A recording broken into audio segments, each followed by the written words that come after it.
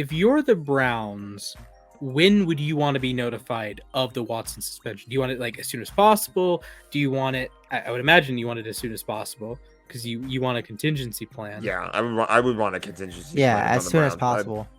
Because like, you have to figure out what the hell is going on with Baker Mayfield. Because Baker obviously feels like the bridge is burned. He got excused from minicamp. That was kind of like obligatory considering he'd already made the trade request. And people are still saying there is still a world in which he could be playing for the Browns come week 1. We obviously, honestly, there's a scenario where we don't even know what's going to happen until week 1. But I think if I'm the GM of the Browns, I want to be notified like it's right away. As soon as the NFL makes a decision, I want to know. I want to be on the phone with Goodell or whoever's in charge of that department and just be like, hey, tell me what's going on with my QB so I can figure out, do I want to keep Baker? Do I want to maybe move him and get another quarterback away out of him? Although I don't know if that would even be viable. But yeah, I don't know. Like, are you trading Baker to get Drew Lock? Like, yeah, well, I think if that Baker actually happened, I would laugh. Baker's running out of options. Like, he at this point, his only choice might be to play for the Browns, or he's not going to play at all. At this that's point. the weird thing. Like, I was going through the list of quarterbacks earlier today, and it's like Marcus Mariota's a starter. I think Baker's better than Mariota. I think Baker's better than Darnold. I think Baker's better than Locke or Geno. I mean, Baker's probably better than the 2021 draft picks right now, other than Mac. Like, there's probably 10 teams, if not more, that would say, yeah, in a world, we would happily swap our quarterback for Baker Mayfield, but just the compensation doesn't work. And the look, I think teams care about their image a lot. And it's one reason why there's a chart party video by John Boyce comparing Kaepernick and Flacco. And he made the point that would the Ravens prefer to have Kaepernick over Flacco? Yes.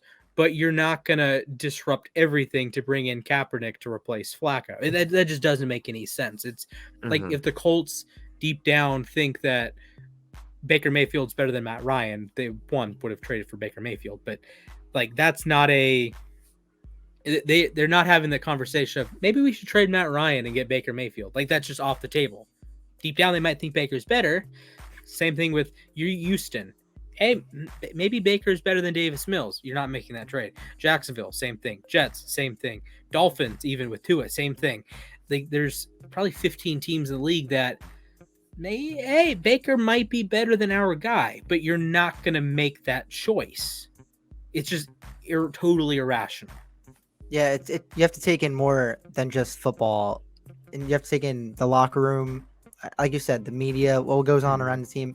It just becomes like somewhat of a media circus when you trade for him, because again, he'll be getting grilled with questions the second he gets there. You'll split the fan base immediately. No matter how you feel about him, people will be split on him no matter where he goes.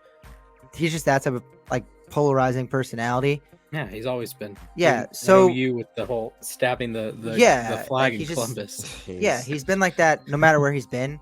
So it's just not a football. Again, it's a little bit about football, obviously, but there's more that goes into Baker Mayfield than someone like Mariota, like you mentioned. Like Mariota, he might be a little bit worse, but there's going to be no media circus around Mariota. You know, he's going to come in. People are going to like him.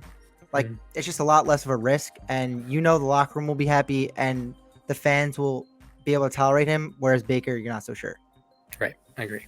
And it's just one of the things that if this moved a little bit faster and we're having this conversation again in March, like, okay, then, the Panthers didn't just draft a quarterback. The Falcons didn't just draft a quarterback. The Titans didn't just draft a quarterback. Like, all these teams were drafting quarterbacks. It's like, okay, they have their guy now, Mariota, Tannehill, Darnold. I still don't understand that, etc. They have him this year. Might have him next year with Tannehill. But then, like, you have your future. And Baker, I think, I don't want to say he's, like, still a project, but he's, only entering year 5.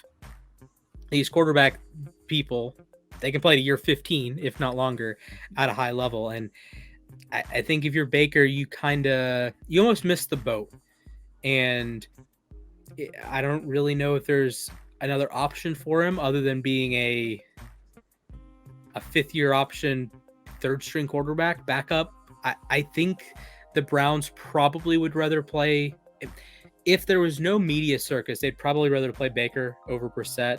I don't know if that's a hot take. I No, think that's not. Brissett's probably going to get the work, if you will. He's obviously there.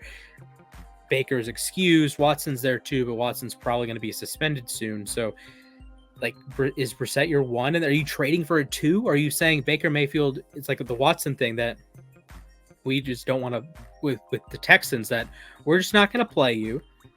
And that's that. We're going to go trade for another quarterback. We're going to get not Tyrod, but a quarterback like Tyrod, Bring or back like Tyrod. a Brett Hundley, like a Case Keenum, like a Colt McCoy.